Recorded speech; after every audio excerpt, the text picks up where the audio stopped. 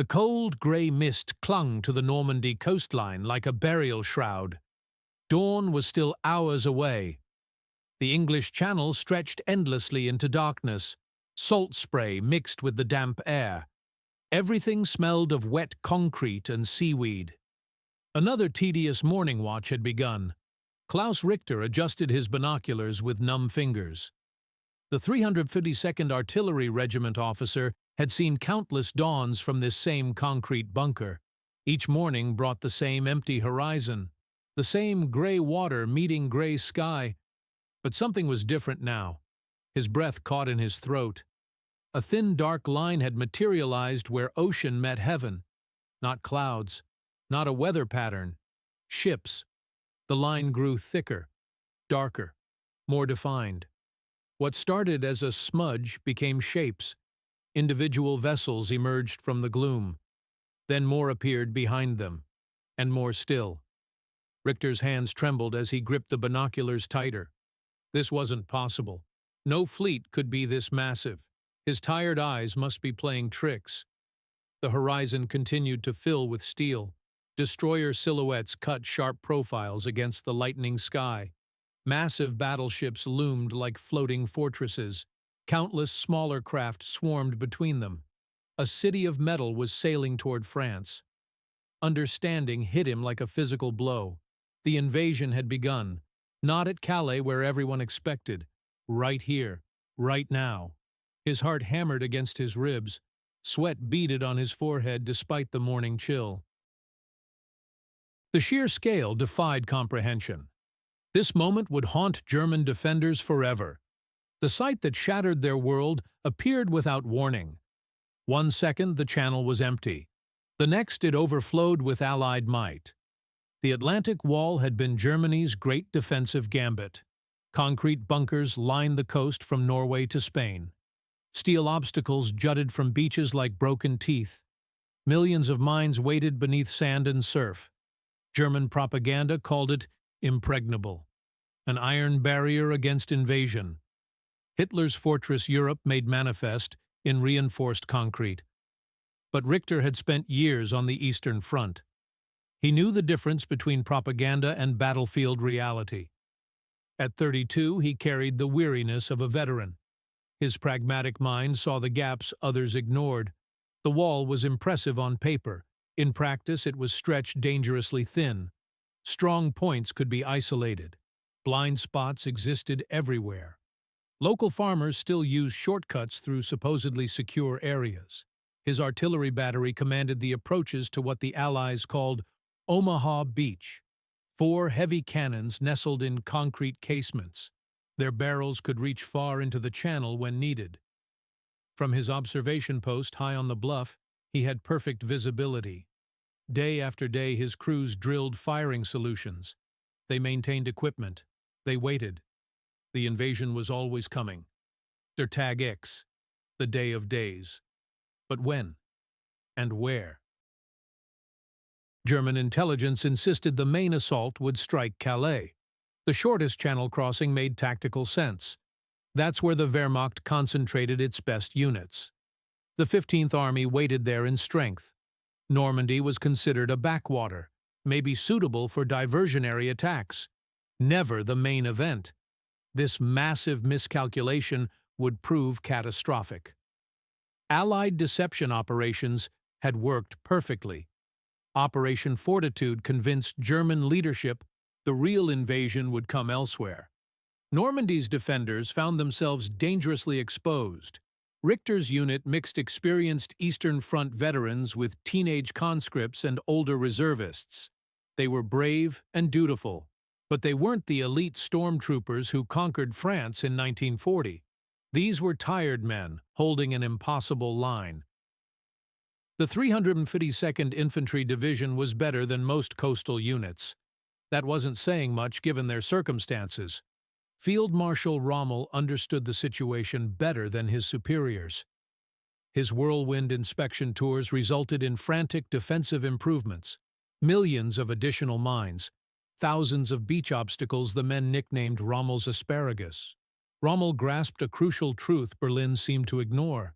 The invasion had to be defeated on the beaches immediately, within 24 hours at most. Allied air superiority would shred any German reinforcements trying to reach the coast afterward. The first day was everything. Win then or lose the war. Weather on June 5th seemed to guarantee German safety. Storms lashed the channel. High winds and rough seas made invasion impossible, according to meteorological reports. Senior officers relaxed their vigilance.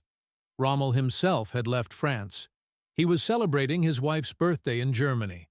The storm would protect them for days. No commander would risk landing in such conditions. Dawn approached slowly on June 6th. The storms had passed, but seas remained choppy. Routine dominated German thinking. No one expected anything unusual. Richter was facing east when the impossible revealed itself. A flicker caught his attention. He raised powerful binoculars and focused. His steady heartbeat exploded into frantic pounding. Not a flicker. Ships. Hundreds of them. Behind the first line came more, then more beyond those. He swept his vision left and right. Everywhere the same sight greeted him. Gray water had vanished beneath dark, threatening shapes. An endless carpet of vessels stretched beyond sight. Cold dread crept up his spine. This was mathematics he couldn't solve. Logic had no answer for what filled his field of view. Processing the scale proved impossible. German intelligence estimated the Allies might assemble 3,000 vessels for invasion. That would have been monumentally ambitious. This exceeded every calculation. Richter's military mind tried automatically to categorize what he saw. Battleship silhouettes towered above everything else. Cruiser profiles cut sharp lines. Destroyers swarmed like hunting wolves. Beyond them stretched the others, landing craft of every description, packed so densely they resembled iron filings drawn to magnets. He blinked hard and looked again. The image only grew clearer. The rising sun illuminated more details. Official records would later confirm nearly 7,000 vessels participated. 8 different nations contributed to this armada. History's largest amphibious invasion force had materialized overnight. But statistics meant nothing to Richter. This was physical presence bending the horizon itself. Industrial power so immense it made traditional warfare obsolete. Germany had built walls of concrete. The Allies had constructed bridges of steel. His hands shook as he grabbed the field telephone. Sweat made his grip slip despite the morning cold. Richter here at Observation Post 4. I have visual contact with the channel. The voice responding sounded tired and dismissive. We have reports of possible raiders, a few ships at most. Stand by for orders. Richter's voice strained with urgency. You don't understand. It's not a few ships. Thousands are out there. The entire sea is covered horizon to horizon. This is the invasion. Silence stretched across the connection. Disbelief was almost audible. The man on the other end clearly pictured a panicked junior officer spooked by shadows. The sea conditions aren't suitable for major operations.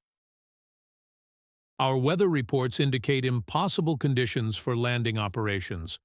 Orders remain unchanged. Your weather reports are wrong. Richter shouted, his voice cracking under pressure. I'm looking at it with my own eyes. For God's sake, check the sea yourself. He slammed down the phone in frustration. The fleet was too massive to be believed. Disbelief was easier than accepting reality. Another line connected him to regimental headquarters. His commanding officer answered quickly. Richter reporting, sir. The invasion fleet is here. 10,000 ships.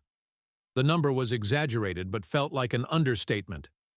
The major's skeptical voice came through static. Richter, are you certain? Weather conditions should prevent operations. Sir, the weather cleared enough to see the end of the world, and it's sitting in the English Channel, requesting immediate permission to engage. This time urgency cut through skepticism, but the chain of command remained paralyzed by failure of imagination. Their plans and intelligence reports were being erased by floating reality. German high command focused on paratroopers dropped inland during the night. They assumed airborne forces were the main threat. No one was looking seaward where the real danger approached. Richter refused to wait for paralyzed superiors. He shouted orders to his gun crews. Men, roused by commotion, stared seaward in awe and terror. They saw what their officer saw. Drilling was finished. This was real combat. Heavy shells emerged from ammunition magazines. Rangefinders called out numbers that seemed impossibly large. Giant cannon barrels elevated slowly toward the impossible fleet.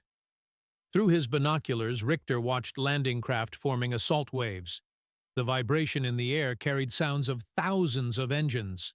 It was the breathing of a superpower, preparing to exhale violence. Orders finally arrived just before 6 in the morning. Engage targets at will. For Richter, it meant release from paralysis. Disbelief was broken by familiar clarity of action. Fire. He roared into the telephone connection. Moments later, the ground trembled as the first gun discharged. Then a second. A third followed. Shells screamed over water toward the fleet. Richter tracked their flight through binoculars. Professional pride mixed with dread as he watched. Plumes of water erupted amid the vessels. Misses initially. But his crews were skilled. They adjusted aim and fired with disciplined rhythm. Soon they found their mark. Richter observed a direct hit on an American destroyer. The USS Corey took the shell impact. Flash of orange flame followed by black smoke marked the strike. Whether mines or artillery caused the damage mattered less than the result. The ship listed badly and would later sink. Cheers erupted from his gun positions. For brief moments it felt like genuine combat. Training seemed to matter. But the feeling was fleeting and deceptive. After the Corey was hit, the fleet didn't scatter. It didn't slow down. The gap in formation simply filled automatically. Endless lines of ships continued approaching, an iron tide that couldn't be stopped by conventional means. His guns fired repeatedly, but for every vessel they might damage, hundreds sailed past untouched. Profound futility washed over Richter. He was trying to empty the ocean with a bucket. He looked beyond his shell impacts and grasped the larger picture. Allied battleships like USS Texas were now training massive 14-inch guns on shore targets. The reply was about to begin. It started as low rumbling across the water. Flashes of light appeared from the big ships like silent lightning storms on the horizon. Seconds later, the air around him began tearing itself apart. The ground started heaving violently. Geysers of earth erupted from fields. The systematic industrial process of dismantling the Atlantic Wall had commenced. Where was German response? Where were the panzers? Where was the Luftwaffe? Richter scanned empty skies and saw only Allied aircraft. Fighters, bombers, and transports owned the air completely. German doctrine called for armored counterattacks. But the closest unit, the 21st Panzer Division, was paralyzed by confusion. When it finally moved, it advanced without air cover into skies black with Allied fighter bombers. Decimation followed before it reached the front lines. In that moment, with his guns firing and steel raining from above, Richter understood completely. This wasn't a battle, it was extermination. The Allies weren't trying to outmaneuver defenders, they were trying to erase them entirely. This personal realization of overwhelming force defined the entire Normandy campaign. How industrial might eclipse battlefield tactics tells a complex and fascinating story.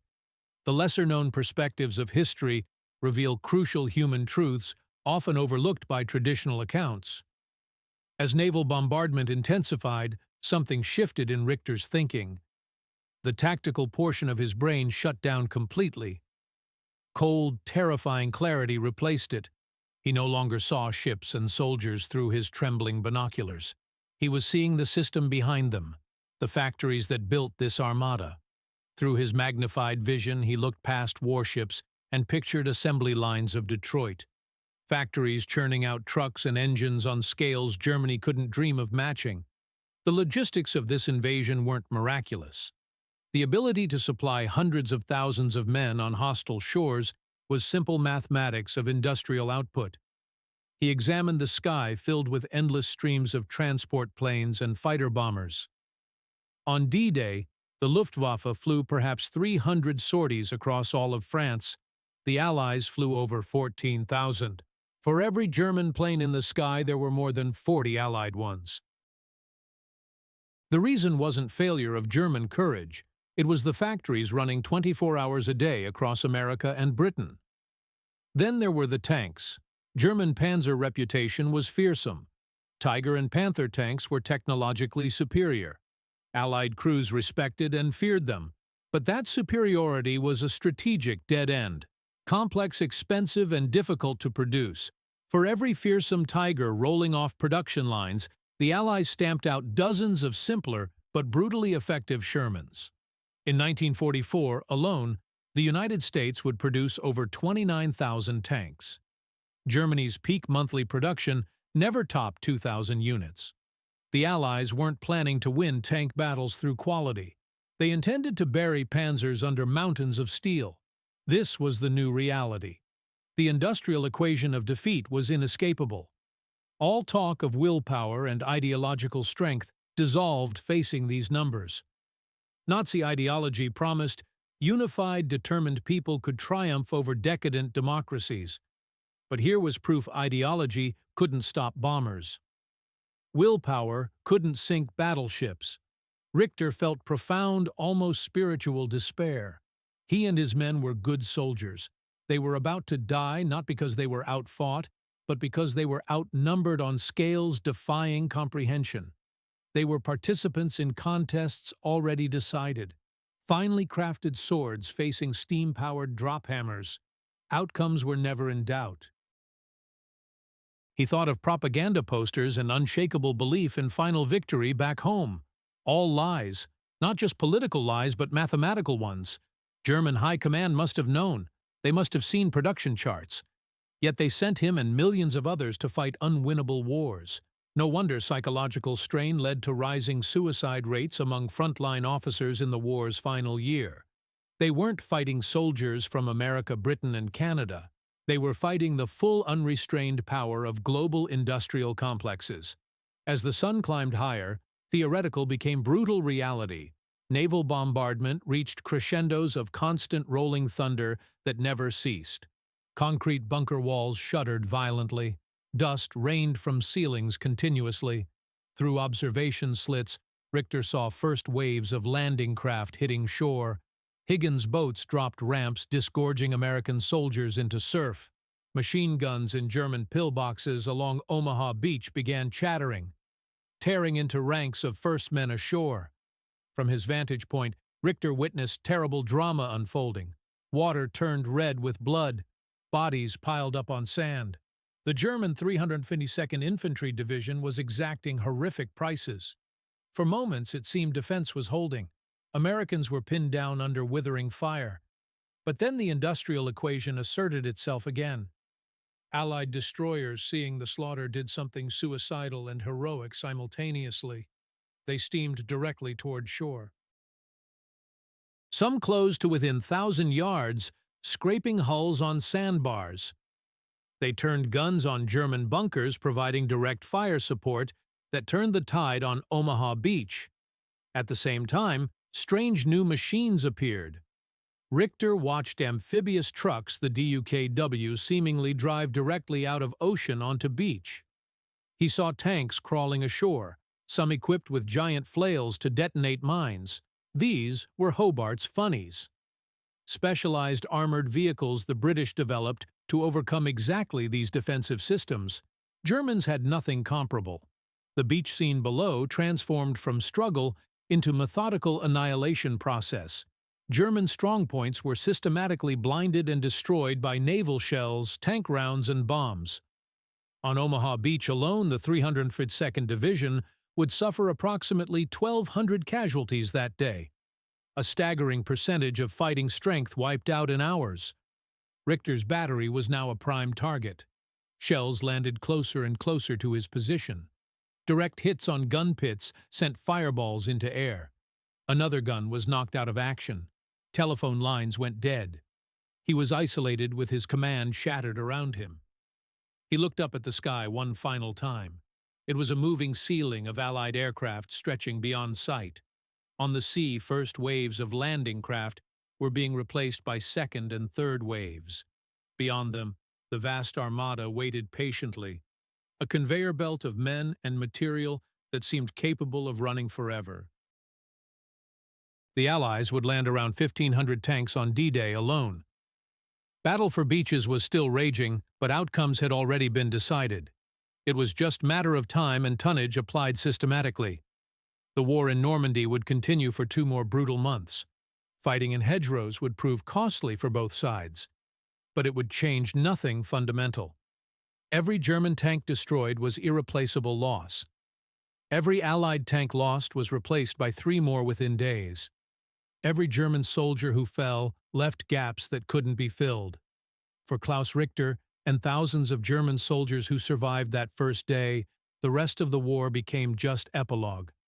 They fought on driven by duty, fear, or patriotism, disconnected from reality. But hope of victory was gone forever. It vanished in dawn light of June 6th, when impossible became visible reality. We often picture the Third Reich's end as slow, agonizing collapse culminating in Berlin's battle. But for men on the Atlantic Wall, the end came in single horrifying moments of revelation. The moment they saw fleets filling horizons, skies black with enemy planes, forces that weren't just armies, but full crushing weight of modern industrial civilization. This was new warfare, one not in soldiers' hearts, but on assembly lines thousands of miles away. For one German officer peering through binoculars at seas turned to steel, it was the morning he knew everything was finished. The mathematical certainty of defeat had materialized out of morning mist. No amount of courage or tactical skill could overcome what approached his shore. Industrial might had rendered traditional warfare obsolete. What he witnessed that dawn was more than military invasion. It was demonstration of productive capacity so vast it redefined what was possible in human conflict. The concrete and steel of Fortress Europe crumbled not under better strategy or superior tactics. It collapsed under the simple weight of factories working around the clock to produce instruments of war. For Richter and his generation of German officers, this moment represented the intersection of old-world military thinking with new-world industrial reality. The result was never in question. The only uncertainty was how long the mathematics would take to work themselves out completely. But on that gray morning watching steel cover the English Channel, he already knew the answer. Germany had lost the war before the first Allied soldier stepped onto Norman sand.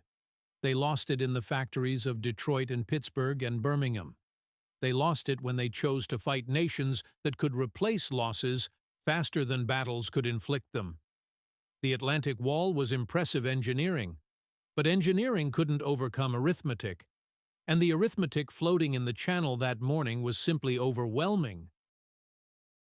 This was the dawn when one German officer realized his country was fighting not just armies, but entire civilizations mobilized for total war.